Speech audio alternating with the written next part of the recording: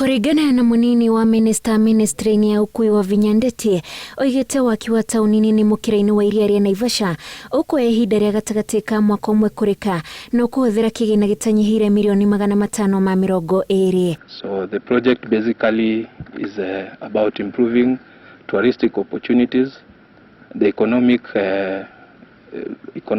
value of Naivasha and opportunities for the people of Naivasha.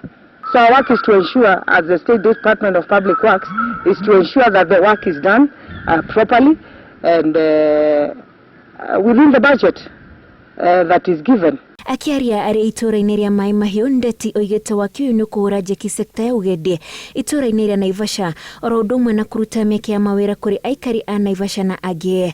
We will be breaking the ground in the next 1 month and the completion will be in a year's time. So in a year's time we should be finished. I think we had projected very ambitious timelines. I think the COVID situation has delayed us a bit.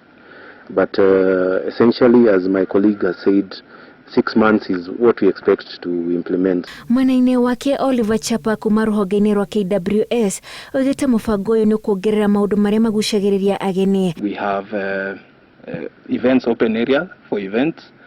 We have an aquarium where people can come and view the different species of fish that we have.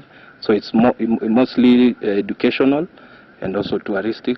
Ona gũkĩrĩ o mũbango ũyũ nĩ ũkoretwo ũgĩtũngio ũregani kuma kũrĩ andũ arĩa matetagĩra marĩa matũrigicĩirie gũkũ thirikari ĩkiuga anyiti itemi othe nĩ mekũingĩrio mũbango-inĩ ũyũ kwa ihinda-inĩ rĩa mĩeri ĩrĩ yũkĩte.